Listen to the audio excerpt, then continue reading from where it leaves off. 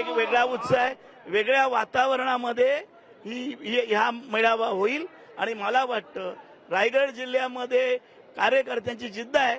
कार्यकर्त्यांना दाखवायचं आहे की शेका पक्ष आज इथे जिवंत आहे. ते आताच्या मेळाव्यानंतर तुम्हाला कळेल. जनसुरक्षा बिलाच्या विधेयकानंतर आजचा मेळावा महत्वाचा आहे. दोन मोठे राजकीय पक्ष आपण भूमिका घेतलीच होती, ही भूमिका घेतलीच होती पण आपण मेळावा संपल्यानंतर आपण बोलू. दोन राजकीय पक्षाचे नेते या ठिकाणी दाखल होत आहेत, त्यांची पण भूमिका महत्वाची असेल. राज ठाकरे आणि संजय राऊत आज येत आहेत.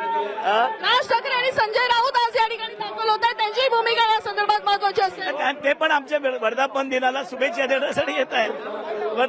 त्यांनी शुभेच्छा ज्या दिलेल्या आहेत, व राज ठाकरेंनी महाराष्ट्राचं आज वातावरण बदलण्याचं काम केलेलं आहे, ते महत्वाचं आहे. आणि त्यामुळे आजचा मेळावा ऐतिहासिक असेल. आजच्या मेळाव्यामध्ये संपूर्ण महाराष्ट्रातले तमाम विविध राजकीय विचाराचे लोक आपल्या ह्या मेळाव्याकडे बघतायत आणि ही जी प्रचंड गर्दी आता तुम्ही बघताय.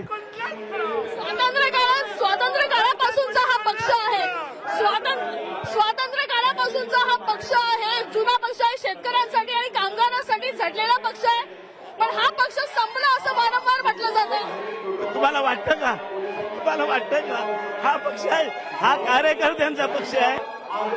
कार्यकर्त्यांचा पक्ष आहे, हा कधी संपणार नाही. आणि अशा अनेक आले आणि अनेक गेले. आता isakal.com आहे देशातील नंबर 1 ची मराठी न्यूज वेबसाईट. प्रत्येक अपडेटसाठी isakal.com ला नक्की भेट द्या.